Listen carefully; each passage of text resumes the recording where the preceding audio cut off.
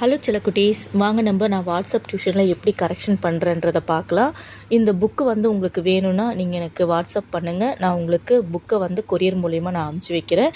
எப்போவுமே ஒர்க் ஷீட்டை பண்ணும்பொழுது நான் சொல்லுவேன், அந்த பிக்சர்ஸ்க்கெலாம் கலர் அடிங்கன்னு சொல்லிட்டு. ஏன்னா கலர் அடிக்கும் பொழுது குழந்தைங்களுக்கு அந்த பொறுமையான குணம் நல்லாவே வளரும். அழகாக ஹேண்ட் ரைட்டிங்கும் ரொம்ப அழகாகவே ஆகும். அந்த கலர் அடிக்கும் பொழுது அந்த பிக்சருடைய பெயர் அவங்க மனசில் நல்லாவே பதியும்.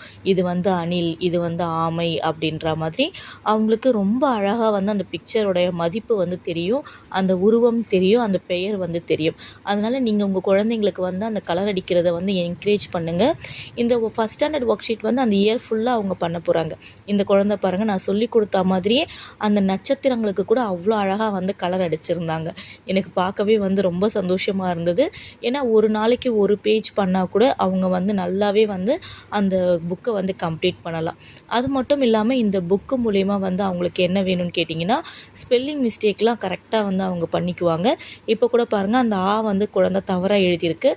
அதை சுட்டி காட்டி அவங்க இப்போ எழுதும் பொழுது அழகாக அடுத்த முறை அவங்க பண்ணிக்குவாங்க. இந்த ஈக்கு கூட பார்த்திங்கன்னா ரொம்ப அழகாக அந்த குழந்தை கலர் பண்ணியிருப்பாங்க. இந்த மாதிரி தான் நான் ஒவ்வொரு ஒர்க் ஷீட்டுக்குமே அவங்களுக்கு கரெக்ஷன் பண்ணி நான் அனுப்பிச்சி வைப்பேன். உங்களுக்குமே இதில் ஜாயின் பண்ணி உங்கள் குழந்தைங்க ஸ்பெல்லிங் மிஸ்டேக்லாம் இல்லாமல் நல்லா தமிழ் எழுத்துக்களை புரிஞ்சுக்கிட்டு எழுதணும்னு நினச்சிங்கன்னா இந்த புக்கை அவங்களுக்கு வாங்கி கொடுங்க. ரொம்பவே யூஸ்ஃபுல்லாக இருக்கும். நான் உங்களுக்கு எல்லா சப்போர்ட்டுமே அவங்களுக்கு அமுச்சு வைப்பேன். அதே மாதிரி பார்த்திங்கன்னா டியூஷன்லேயே பல விதம் இருக்குது இல்லையா. சில பேர் இந்த ப்ராக்டிஸ் மட்டும் எடுத்தால் போதும்னு நினைப்பாங்க.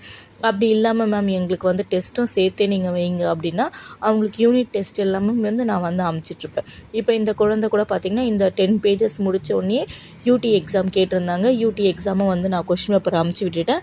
அதுவுமே எழுதி அவங்க எனக்கு அமுச்சிருந்தாங்க. நான் அந்த வீடியோவை நான் உங்களுக்கு கூடிய சீக்கிரத்துலேயே நான் சென்ட் பண்ணி விடுறேன். இந்த ஒர்க் ஷீட் நல்லா பார்த்திங்கனாலே உங்களுக்கு தெரியும். ஒவ்வொரு எழுத்துக்குமே அவங்க அதுக்கான எழுத்து என்ன, வார்த்தை என்ன, அந்த பிக்சருடைய பெயர் என்ன அப்படின்னு சொல்லிட்டு நல்லாவே தெரிஞ்சுக்குவாங்க. அது மட்டும் இல்லாமல் ஒவ்வொரு பேஜுக்குமே நான் வீடியோவுமே கொடுத்துருக்கேன், இப்படி பண்ணணும் அப்படின்னு சொல்லிட்டு. உங்களுக்கு சொல்லிக் கொடுக்க நேரம் இல்லைன்னா கூட அந்த வீடியோ பார்த்தே அவங்க படிக்கலாம். அவங்க கூடவே இருந்து நான் சொல்லிக் கொடுக்குற மாதிரி ஒரு உணர்வை ஏற்படுத்துறதா தான் எல்லா பேரண்ட்டுமே என்கிட்ட சொல்கிறாங்க. அதை கேட்கும் பொழுது எனக்கு ரொம்பவே சந்தோஷமாக இருக்குது. என்னுடைய முயற்சிக்கு நீங்கள் எல்லாருமே சப்போர்ட் பண்ணுறீங்க.